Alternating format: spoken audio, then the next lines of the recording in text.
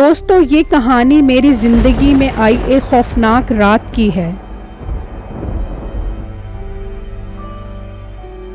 خوش قسمتی سے میں اس رات بچ گیا تھا، نہیں تو شاید وہ رات میری زندگی کی آخری رات ہوتی۔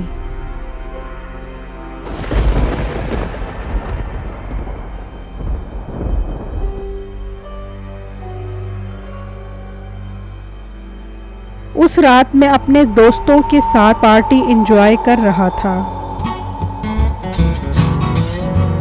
ڈانس، شراب اور خوب ہلا گلا ہو رہا تھا۔ ایسے میں ٹائم گزرنے کا پتہ بھی نہ چلا اور کب آدھی رات ہو گئی۔ یہ پارٹی میرے دوست کے فارم ہاؤس پر تھی جو شہر سے کافی دور تھا۔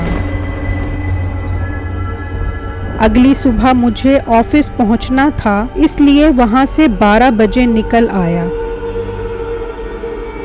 ویران سڑک تھی، ہر طرف اندھیرا تھا اور بارش ہو رہی تھی۔ ایسے میں گاڑی چلانے میں کافی دقت آ رہی تھی۔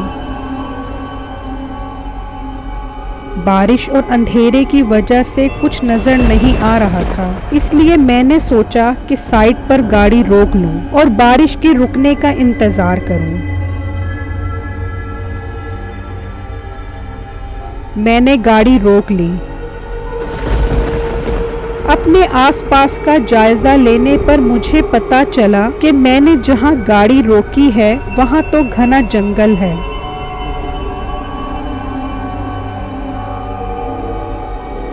میں تھوڑا ڈر گیا اور گاڑی لاک کر کے بارش کے ختم ہونے کا انتظار کرنے لگا۔ اتنے میں میری گاڑی کے سامنے درختوں میں ہلچل ہونے لگی۔ ایسا لگتا تھا جیسے شدید طوفان آ گیا ہو۔ اور پھر ایک کتا وہاں سے نکلا اور میری گاڑی کے سامنے آ کے گھرانے لگا۔ اس کی انگارہ آنکھوں کو دیکھ کر مجھے خوف آنے لگا اور پھر وہ مجھے گھورتا ہوا میری گاڑی کے آس پاس چکر لگانے لگا۔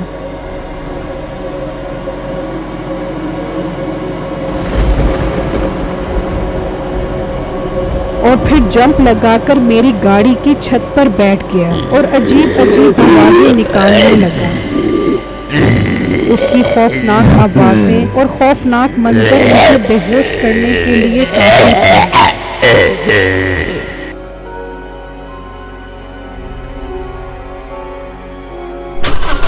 میں نے ہمت کر کے گاڑی سٹارٹ کی اور گاڑی کی سپیڈ بڑھا دی۔ کتے کے گھرانے کی آواز اور اس کا وزن بڑھتا ہی جا رہا تھا۔ مجھے گاڑی چلانے میں بہت پریشانی ہو رہی تھی، لیکن میں نے ہمت نہ ہاری اور گاڑی چلاتا گیا۔ پھر دور سے مجھے سامنے ایک گاڑی نظر آئی جس کے ساتھ ایک آدمی کھڑا مجھے گاڑی روکنے کا اشارہ کر رہا تھا۔ مجھے بہت حوصلہ ہوا، میں نے اس کے پاس جا کر گاڑی روک دی۔ اس نے مجھے گاڑی سے باہر آنے کا اشارہ کیا۔ میں ڈرتے ڈرتے باہر نکلا اور شکر پڑھا کہ کتے سے جان بچ گئی۔ اس آدمی نے مجھے کہا، میری مدد کریں، میری گاڑی خراب ہو گئی ہے، مجھے لفٹ چاہیے۔ میں نے اسے گاڑی میں بیٹھنے کا اشارہ کیا۔ ایک دم مجھے لگا کسی نے میرے سر پر کوئی بھاری چیز ماری ہے۔ اس کے بعد مجھے کوئی ہوش نہ رہا۔ جب مجھے ہوش آیا تو میں ایک ٹوٹے پھوٹے ویران گھر میں تھا۔ میرے ارد گرد کئی لاشیں پڑی ہوئی تھیں، کسی لاش کا سر نہیں تھا اور کسی لاش کے ہاتھ پاؤں نہیں تھے۔ یہ منظر دیکھ کر میرا دل گھبرانے لگا۔ میں تیزی سے اٹھا اور کمرے سے بھاگنے کی کوشش کرنے لگا، لیکن یہ کیا، کمرے کو کسی نے باہر سے تالا لگایا ہوا تھا۔ میں زور زور سے کمرے کا دروازہ بجانے لگا، کھولو، کوئی میری مدد کرو، مجھے یہاں سے نکالو، لیکن کوئی ہلچل، کوئی آواز محسوس نہ ہوئی۔ इसी तरह 2 दिन गुजर गए। मैं इसी तरह मदद के लिए आवाजें लगाता और फिर थक हार कर बैठ जाता। अब तो बोलने और हिलने की हिम्मत खत्म हो चुकी थी। मैं रोने लगा। मेरी मौत करीब ही थी। अचानक जिस कमरे में मैं था उसका लॉक खोलने की आवाज आई।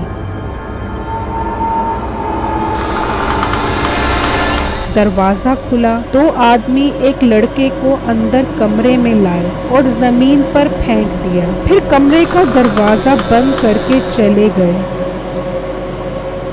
थोड़ी देर बाद वो दोनों आदमी दोबारा अंदर कमरे में दाखिल हुए। उनके हाथ में एक बड़ा तेज धार खंजर था और उस लड़के के पास आए और एक ही वार में उसका सर तन से जुदा कर दिया और उसका खून एक बर्तन में जमा करने लगे।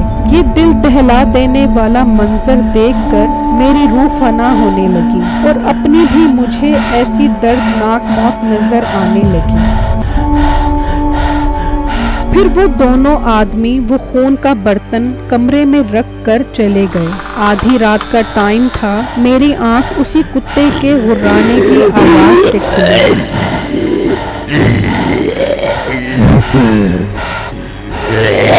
अचानक कमरे का दरवाजा खुला और वही खौफनाक कुत्ता जो मुझे जंगल में नजर आया था अंदर कमरे में दाखिल हुआ और कमरे में बिखरी लाशों को सूंघता हुआ कमरे के कोने में जहां खून का बर्तन पड़ा था वहां जाकर रुक गया और मेरे देखते ही देखते वो खौफनाक बला में तब्दील हो गया